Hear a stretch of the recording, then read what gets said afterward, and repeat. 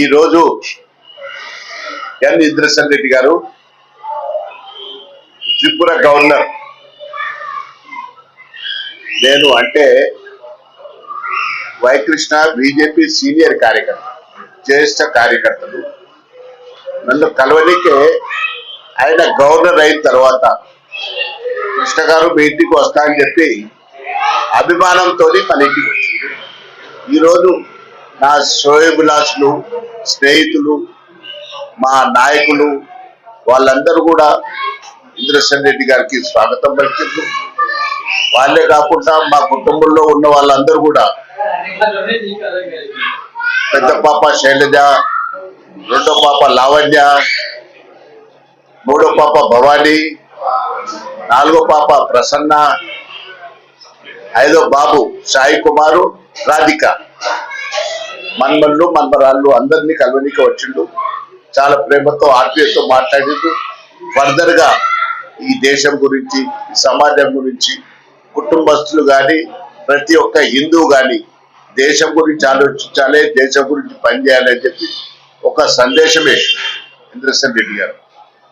నేను గవర్నర్ అయిన తర్వాత మొదటిసారి గవర్నర్ అయినా కాబట్టి నేను మీ ఇంటికి రావాలనే ఉద్దేశంతో అందరితో కలవాలి అనే ఉద్దేశంతో ఎన్నో సంవత్సరాల నుండి సంవత్సరం నుండి ఆశ పెట్టుకున్నా. ఆ విధంగా వచ్చిండు, ప్రేమతో కలిసిండు, వెళ్ళిపోయాడు. ఆ తర్వాత మా బస్తీ ప్రముఖ వీరు మాట్లాడతారు సద్గురు గారు. నేను వైకృష్ణ బీజేపీ 86 లో కార్పొరేటర్, ఎక్స్ కార్పొరేటర్.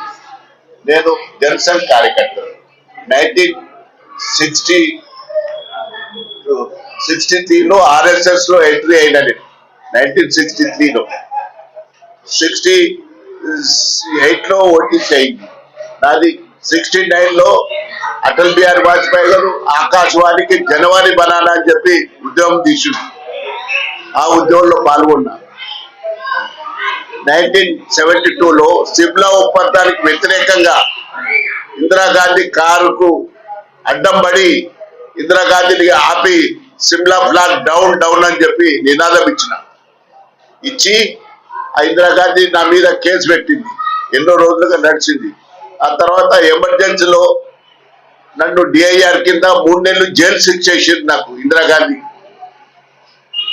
ఆ విధంగా వేసిన తర్వాత కూడా మళ్ళా జైలు కేసు రిలీజ్ అయిన తర్వాత కూడా జనతా పార్టీ ఆవిర్భవించింది.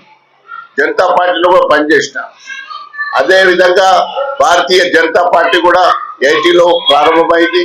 80లో అప్పటి నుండి వెంకయ్య నాయుడు, బంగారు లక్ష్మణులు, వి రామారావు, దత్తాత్రేయ గారు మేమందరం కలిసి పనిచేసినాం. డాక్టర్ భగవంతరావు గారు ఎన్నో విధాలుగా కార్యకర్తలు ప్రేరేపించి తయారు చేసిన నాయకుడు డాక్టర్ భగవంతరావు గారు.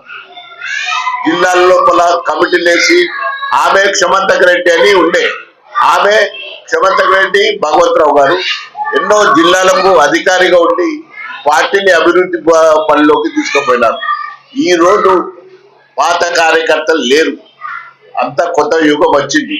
అయినా కూడా పాత వాళ్ళు తన సమాజాన్ని దేశాన్ని ఉద్దేశించి పనిచేస్తున్నారు కాబట్టి దేశం ఈ పరిస్థితిలో ఉంది.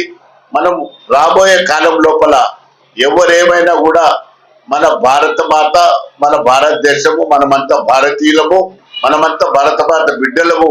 ఈ భారతదేశాన్ని సంరక్షించే బాధ్యత మనదే అనే ఉద్దేశంతో మనం ముందు